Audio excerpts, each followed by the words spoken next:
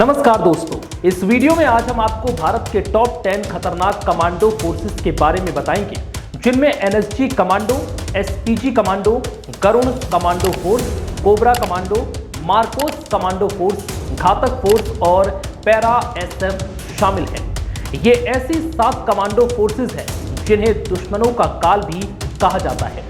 ये कमांडो 24/7 किसी भी वक्त भारत की सुरक्षा के लिए तैयार रहते हैं। इनका मेन काम टेररिस्ट अटैक को रोकना, हॉस्टेज सिचुएशन से लोगों को बचाना, सीक्रेट ऑपरेशंस करना, सर्जिकल स्ट्राइक या फिर कॉम्बैट रिकॉन्सेंस जैसे ऑपरेशन को अंजाम देना है। सबसे पहले बात करते हैं एनएसजी कमांडो की। एनएसजी कमांडो फोर्स, एनएसजी का पूरा नाम नेशनल सिक्योरिटी गार्ड है। इस फोर्स को 1984 में बनाया गया था।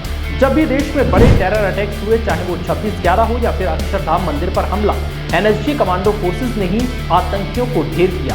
ये पूरी तरह से ब्लैक यूनिफॉर्म में होते हैं, इसलिए इन्हें ब्लैक कैट्स भी कहा जाता है। इस दौरान सिर्फ इनकी आंखें दिखती हैं, कभी कभी तो वो भी ब्लैक ग्लासेस से कवर रहती हैं। फिलहाल इसमें 10,000 एक्टिव कमांडो हैं, जिनमें अलग अलग कामों के लिए अलग अलग टीमों में बांटा गया है। ये आतंकरोधी अभियानों में पूरी तरह से प्रशिक्षित होते हैं। इनमें देश के किसी भी सैन्य, अर्धसैनिक बल या पुलिस के जवान शामिल हो सकते हैं। इनकी ट्रेनिंग 14 महीने की होती है। ये वीआईपी सिक्योरिटी, हाईजैकिंग रोकने, बम का पता लगाने जैसे अन्य कामों में भी तैनात किए जाते हैं।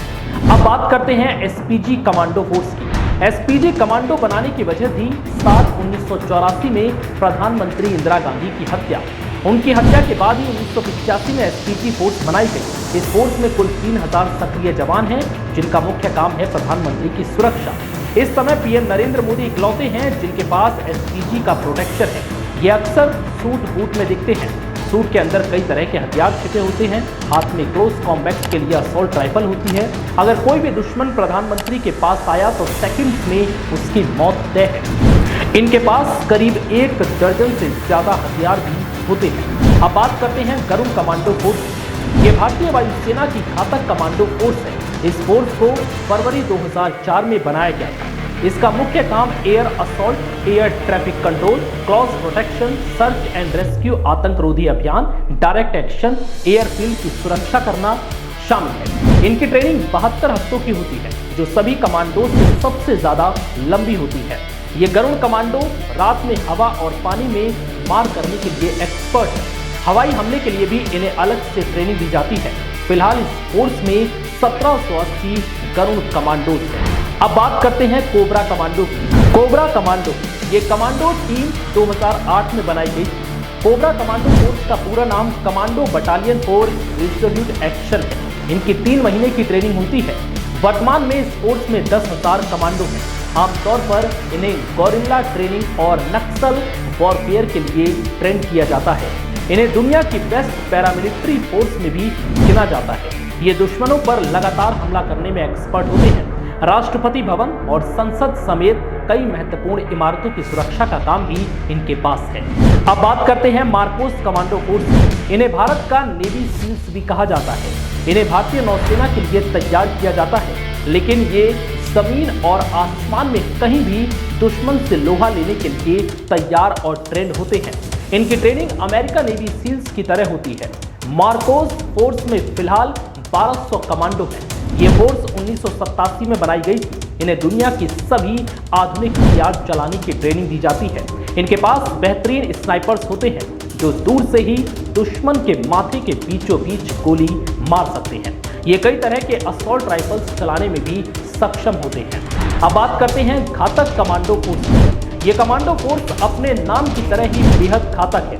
इसे भी 1965 के भारत पाकिस्तान युद्ध में बनाया गया था। घातक प्लाटून आमने सामने की लड़ाई के लिए फुल्ली ट्रेंड होते हैं। इनकी ट्रेनिंग भी पैरा कमांडो की तरह होती है। जब कोई खास मिशन होता है तो कुछ बटालियन में से चुस्त, ताकतवर और घातक सैनिकों को तैनात किया जाता है।